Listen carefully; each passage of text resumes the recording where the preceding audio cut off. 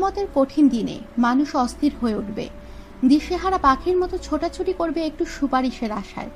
লোকজন বলতে থাকবে, আল্লাহ যেন আমাদের বিচার শুরু করেন। হাসরের এই কঠিন মাঠ আর সহ্য করতে পারছি না। বিচার শেষে তিনি যা ফয়সালা করবেন আমরা তাই মেনে নেব। কিয়ামতের বিচার শুরু হওয়ার পর যখন আমাদের ডাক পড়বে, তখন প্রতিটি মানুষকে নিয়ে একা আল্লাহর সামনে দাঁড় করানো হবে। সেদিন আল্লাহ প্রত্যেকের সাথে সরাসরি কথা বলবেন। তার এবং আমাদের মাঝে কোনো অনুবাদক, পীর, নবী, অলি কেউ থাকবে না। তারপর তিনি আমাদের বিচার শুরু করবেন। সারা জীবন আমরা যত খারাপ কাজ করেছি সেগুলোর জন্য জবাব চাইবেন। তার অসীম অনুগ্রহে হয়তো ক্ষমা করে দেবেন, আর যত ভালো কাজ করেছি সেগুলো তিনি আমাদের দেখাবেন। কিয়ামত হচ্ছে আমাদের সব পাপের ফাসায়লা করে, আমাদেরকে পবিত্র করে জান্নাতের জন্য তৈরি করার জায়গা। জান্নাত পবিত্র মানুষের জায়গা, সেখানে অপবিত্রদের প্রবেশ করতে দেয়া হবে না। যারা কিয়ামতের বিচারে পাশ করে আল্লাহর অনুগ্রহে পবিত্র হয়ে জান্নাতে যেতে পারবেন, তাদের জন্য বিরাট সুখবর।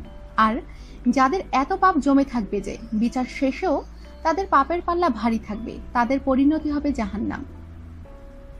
কিন্তু কিয়ামতের দিন একদল লোক থাকবেন যাদের সাথে আল্লাহ সেদিনও কোনো কথা বলবেন না। তারা যতই অনুনয় বিনিময় করুক না কেন, আল্লাহ কোনো উত্তর দেবেন না। তারা কিয়ামতের এই পবিত্র করার প্রক্রিয়ার মধ্যে দিয়ে যাবে না। এই চরম অপরাধীরা হচ্ছেন 3 ব্যক্তির সাথে কিয়ামতের দিন আল্লাহ কথা বলবেন না। হাদিস অনুযায়ী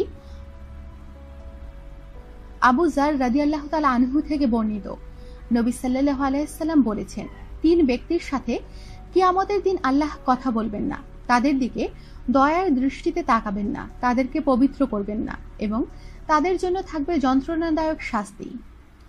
বর্ণনাকারী বলেন, রাসূল সাল্লাল্লাহু আলাইহি ওয়াসাল্লামকে উক্ত বাক্যগুলো 3 বার বললেন। আবু যার বলেন, তারা ব্যর্থ ও ক্ষতিগ্রস্ত হোক। তারা কারা? হে আল্লাহর রাসূল, তিনি বললেন, পায়ের গাঁটের নিচে যে ঝুলিয়ে পড়ে, দান করে যে লোকের কাছে দানের কথা বলে বেড়ায়, এবং মিথ্যা কসম খেয়ে যে পণ্য বিক্রি করে। হযরত আবু হুরায়রা রাদিয়াল্লাহু তাআলা আনহু বর্ণনা করেন, আমি এক দাওয়াতে নবী করিম সাল্লাল্লাহু আলাইহি সাল্লামের সাথে ছিলাম। এক সময় তিনি বললেন, আমি কিয়ামতের দিন সকলের সর্দার হব। সেই কঠিন দিনে কষ্ট সইতে না পেরে মানুষ অস্থির হয়ে যাবে, এবং কার দ্বারা সুপারিশ করলে আল্লাহ কবুল করবেন সেই রূপ লোক তালাশ করতে থাকবে। অতঃপর অন্যান্য নবীগণ থেকে ব্যর্থ হয়ে সর্বশেষ লোকজন আমার কাছে এসে বলবে, আপনি সর্বশেষ ও সর্বশ্রেষ্ঠ নবী। আমাদের কষ্ট তো আপনি দেখেছেন, এখন আল্লাহর নিকট আমাদের জন্য সুপারিশ করুন যাতে আমাদেরকে পরিত্রাণ দেয়া হয়।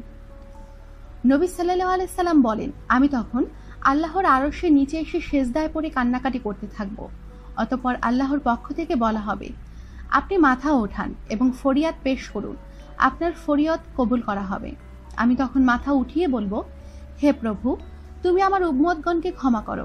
আল্লাহ তাআলা বলবেন, হে আমার প্রিয় নবী, আপনার বেগুনাহ বান্দাদেরকে বেহেশতের ডান দিকে দরজা দিয়ে প্রবেশ করান, অন্য দরজা দিয়েও ইচ্ছে করলে ঢুকাতে পারেন। সেই দিন শুধুমাত্র আমাদের প্রিয় নবী হযরত মুহাম্মদ সাল্লাল্লাহু আলাইহি সাল্লামের সুপারিশ করতে পারবেন।